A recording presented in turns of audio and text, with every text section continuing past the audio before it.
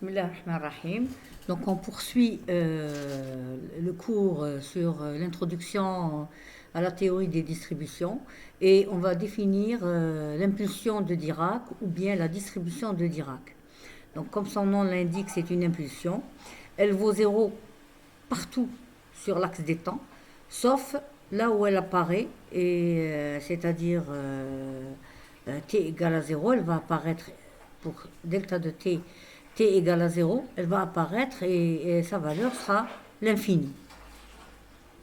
Une autre caractéristique importante de la distribution de Dirac est la suivante. Donc l'intégrale de moins l'infini à plus l'infini de delta de t dt, elle vaut 1.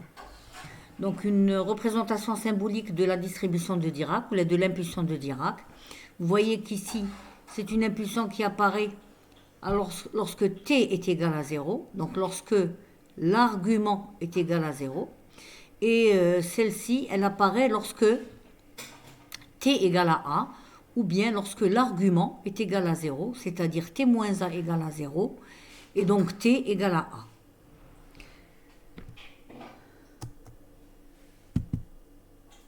Donc on va essayer de voir les bienfaits de cette impulsion de Dirac. Et on va essayer de déterminer la valeur de la distribution de Dirac qui est associée à une fonction continue au point t égale à 0. Donc cette intégrale qui va aller de moins l'infini à plus l'infini, ce sera l'intégrale de delta de t fois f de t dt. Et donc, on a delta de t, delta de t par exemple, et voici une fonction quelconque. D'accord? Et on va voir à quoi elle est égale, cette intégrale. Donc, d'abord, à l'intérieur de cette intégrale, il y a un produit de deux fonctions, ou de deux distributions, f et delta. Donc, on va les multiplier. Multiplions delta par cette fonction ici en noir. Et delta, elle est en rouge. Donc, comme vous pouvez le constater, elle vaut 0 partout. Donc, si on multiplie 0 par f, ça va être 0. Ok, donc on va annuler f, sauf en un seul point, là où delta apparaît. C'est-à-dire lorsque t est égal à 0. On voit ici l'apparition de delta. Donc c'est cette valeur qui va rester, delta, et la valeur de la fonction en ce point. C'est-à-dire le point 0. Donc finalement, je suis delta de t fois f de 0. Puisqu'on annule avec la fonction delta, puisqu'elle est tout le temps nulle. Et comme f de 0 est une constante, donc on la fait sortir de l'intégrale. Et on obtient f de 0 fois intégrale de delta de t de moins l'infini à plus l'infini. Et on vient de voir qu'une propriété importante de la fonction delta, c'est que son intégrale de moins l'infini à plus l'infini, elle vaut 1. Donc on va enlever ce terme, il sera égal à 1. Et donc, par conséquent, delta appliqué à f, ça va être égal à f au point t égale à 0. Voilà, donc ça c'est très important comme résultat. Donc on dira que la distribution de Dirac associée à toute fonction f continue au point t égale à 0, elle vaut f0. Comme on le dit en termes comme ça, quand on va l'utiliser en classe, on dira que f delta appliqué à une fonction f est égal à la valeur de la fonction lorsque delta apparaît.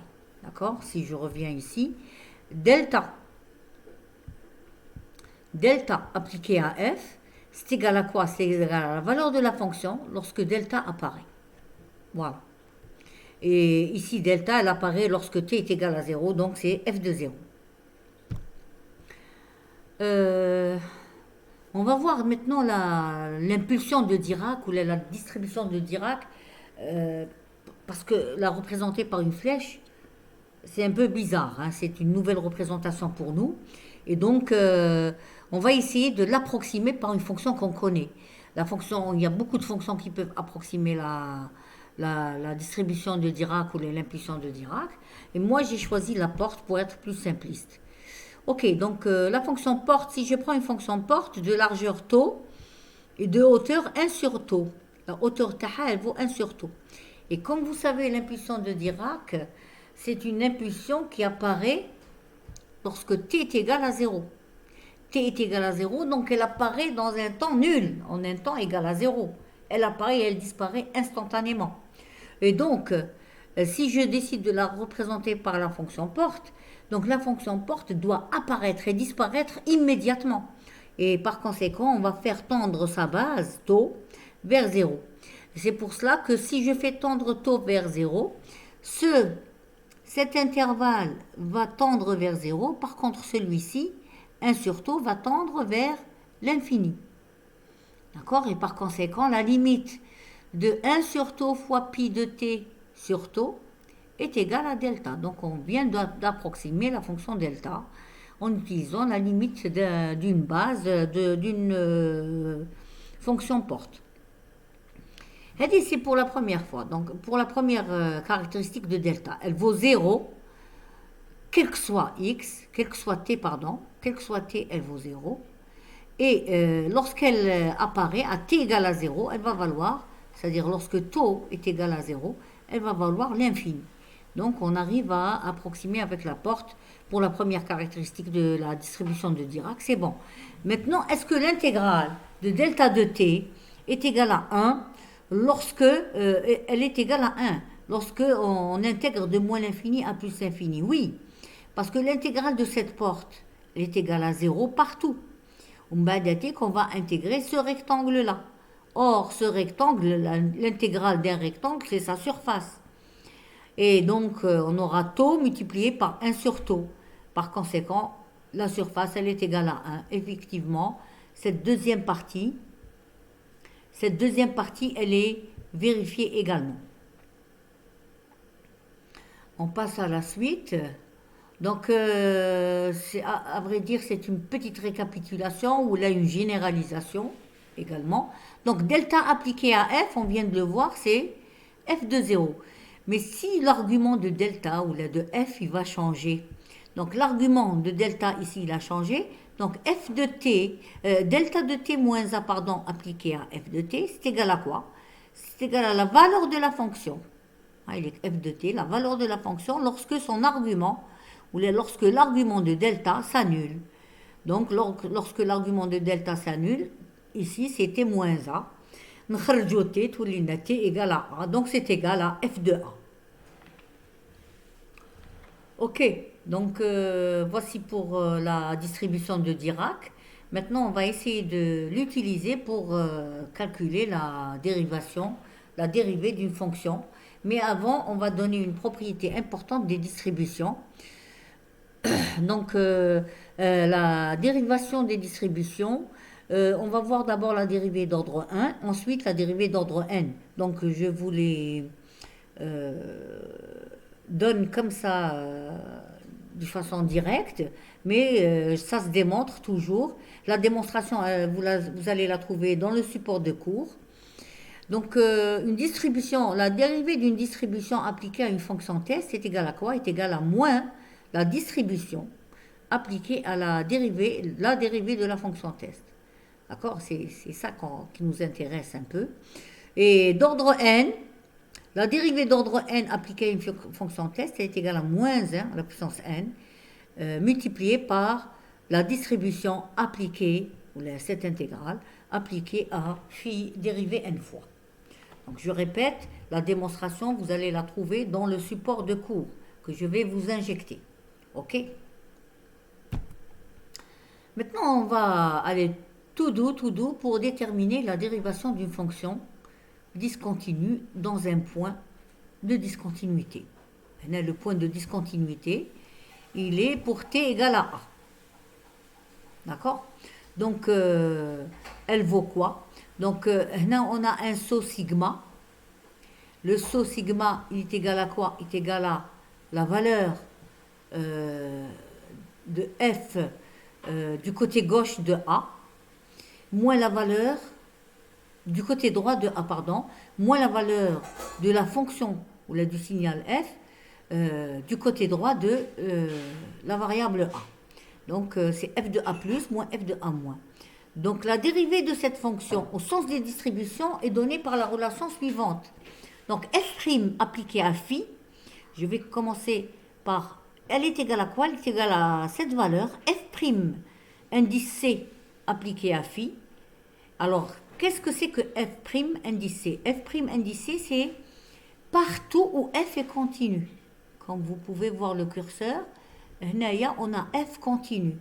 F, elle est continue. D'accord?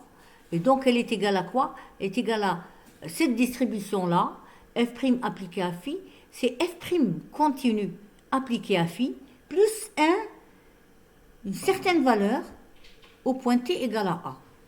Alors, cette valeur-là, elle est égale à quoi? Elle est égale à sigma, autrement dit le saut, multiplié par la valeur de la fonction test au point t égale à a. Il ne faut pas perdre de vue qu'on veut calculer f' et non pas f' appliqué à phi. Je ne veux pas calculer cette intégrale. Je veux calculer f'.